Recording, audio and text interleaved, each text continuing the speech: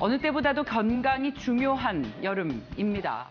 코로나19 4차 대유행 직격탄을 맞은 수도권에 대해서 정부가 오늘 오전 9시쯤에 사회적 거리두기 단계를 발표할 것 같습니다. 이런 가운데 유은혜 교육부 총리도 오늘 긴급 브리핑을 열기로 했습니다. 그래서 이 수도권의 거리두기 4단계 적용 가능성이 더 높아졌다는 분석이 나옵니다.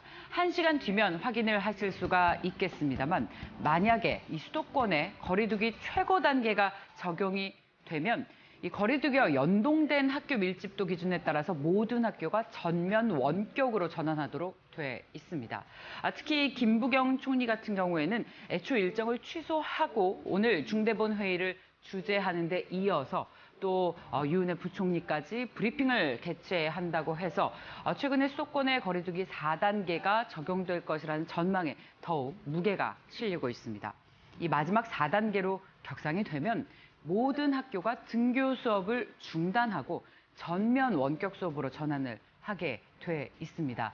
여러분들께서도 주말 동안 특히 거리두기 하시면서 건강에 유의하셔야 될 텐데 우리는 투자의 관점에서 주식시장에서도 어떤 투자 아이디어가 있을지 계속해서 찾아보도록 하겠습니다. 오늘도 저희 방송 중에 만약에 이 거리두기가 격상이 될 경우에 주식시장에서 어떻게 투자를 해야 되는지에 대한 내용들이 저희 오늘 프로그램 중에 많이 담겨 있습니다.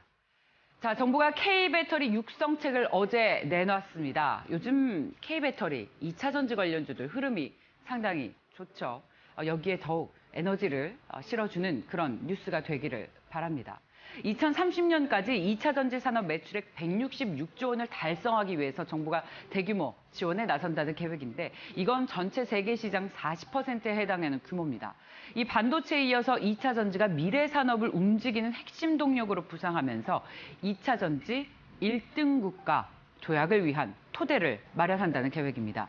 이 1등 기술력 확보를 위해서 2030년까지 민간에서는 40조 6천억 원을 투자하고 정부는 대규모 R&D 등 기술 선점 지원을 확대하기로 했습니다.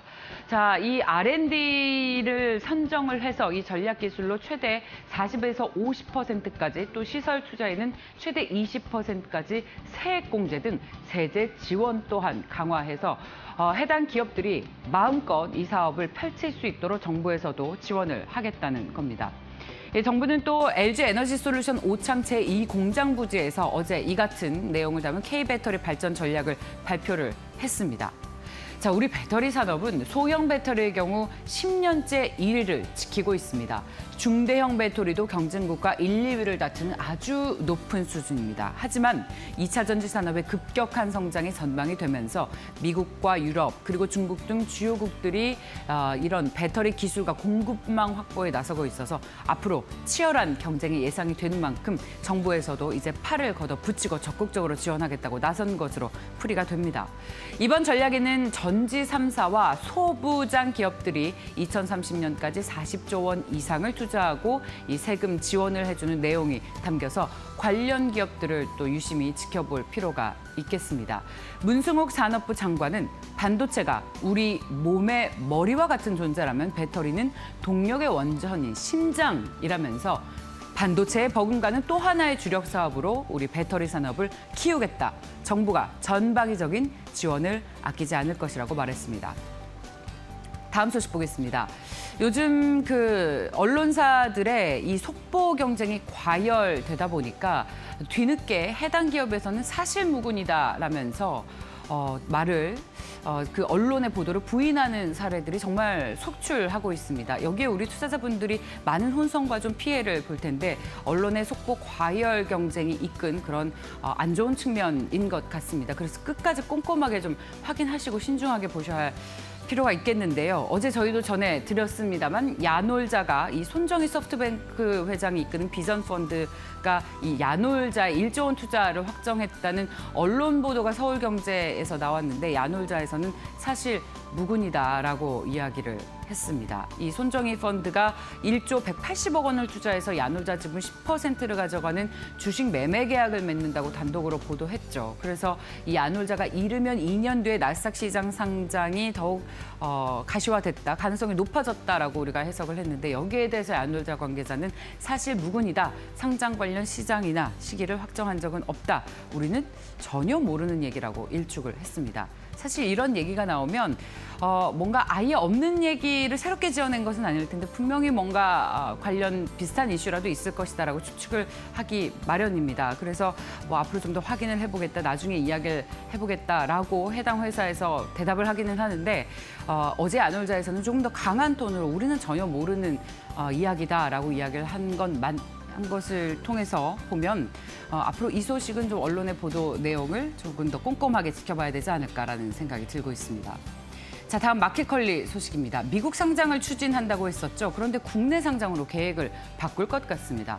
최근에 중국을 비롯한 아시아 기업들의 미국 상장 여건이 악화된 데다가 또 이제 거래소가 이렇게 지난번에 쿠팡도 그랬고 외국에 상장을 하다 보니까 국내의 유니콘 기업을 적극적으로 유치를 하고 있는데, 여기에 대한 영향으로 이제 마켓컬리가 국내에 상장하게 될 것 같다는 소식이 나오고 있는데, 지금까지 그리고 또 적자 기업은 유가증권 시장 상장이 어려웠죠. 이제는 그런데 시가총액 1조 원만 넘으면 다른 재무적 요건을 충족하지 않아도 상장할 수 있게 했습니다.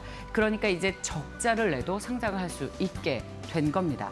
이 거래소가 국내 상장 이점을 마켓컬리에 적극 알리면서 설득한 것도 주요한 것 같습니다. 자, 이 마켓컬리의 상장 주관을 맡기 위한 국내 증권사들의 물밑 경쟁 또한 본격화하고 있습니다. 증권가는 이 신선식품 새벽 배송 업체 선두주자인 마켓컬리도 수조 원의 기업 가치를 충분히 인정받을 것으로 보고 있습니다. 그래서 이 마켓컬리의 기업 가치가 현재 거론이 되는 수준이 2조 원입니다. 일각에서는 연매출 1조 원에 주가 매출 비율 4, 5배를 적용해서 상장할 때에는 최대 5조 원 이상도 적용이 가능하지 않겠느냐는 추측이 나오고 있습니다. 자, 금요일장 오늘 증권사에서는 어떤 이슈에 주목을 하고 있는지 직접 들어보겠습니다. 유한타증권 영업부로 가겠습니다. 박우경 차장님, 안녕하십니까? 네, 안녕하십니까? 네, 오늘의 이슈 전해주십시오.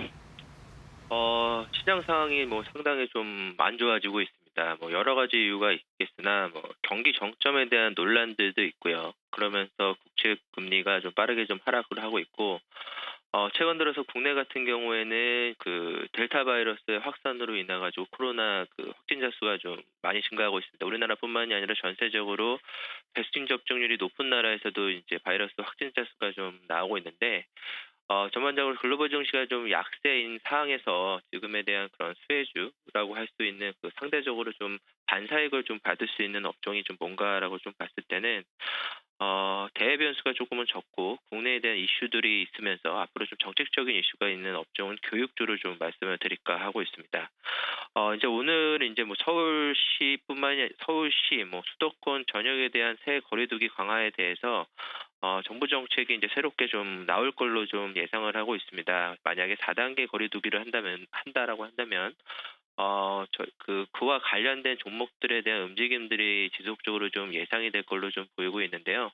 아무래도 이제 직장에 다니는 분들은 재택근무에 대한 관련된 종목들이 좀 움직일 수가 있고, 최근에 진단키트 종목들도 급등했던 것처럼 코로나19 재확산이 된다면은 이제 원격 수업이 좀 강화될 걸로 좀 보이고 있습니다. 작년부터 이제 지속적으로 정상적인 이제 등교 활동이 상당히 조금은 주춤했었는데, 올해도 이제 교육부에서는 하반기부터는 이제 본격적으로 전면 등교를 좀 예고는 하고 있지만, 현재 코로나19 확산에 힘입어 지금 그런 내용들은 아직까지는 조금 섣부른 판단이라고 좀 보여지고 있는 관점들이 좀 많은 걸로 좀 보이고 있고요. 그만큼 코로나19의 재확산으로 인한 교육의 양극화가 좀 심화가 되고 있기 때문에 온라인 강의를 집중적으로 좀 하고 있는 그 교육업체를 중심으로 한 그런 이익의 질은 오히려 좀 높아질 걸로 좀 보이고 있습니다.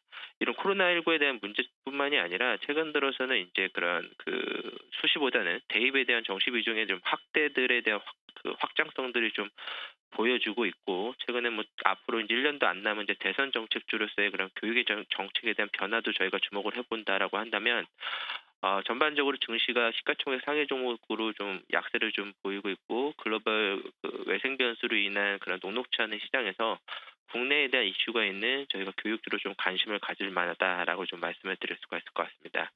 관련주로는 메가MD, 디지털 대성, YBM 내 아이스크림 에듀로 말씀을 드릴 수가 있는데 각각의 종목마다 이제 특징을 본다라고 한다면은 메가MD 같은 경우에는 아무래도 그런 대학원 중심의 그런 성인 교육을 좀 말씀드릴 수가 있을 것 같고, 디지털 대성 같은 경우에는 대입 입시를 준비하는 정시 비중 확대에 대한 직접적인 수혜, YBM넷 같은 경우는 온라인 교육에 대한 확대, 그다음에 아이스크림 에듀 같은 경우는 초중학교에 대한 MS에 대한 그런 독보적인 지위가 수혜를 좀 볼 수 있을 걸로 말씀을 드릴 수가 있을 것 같습니다.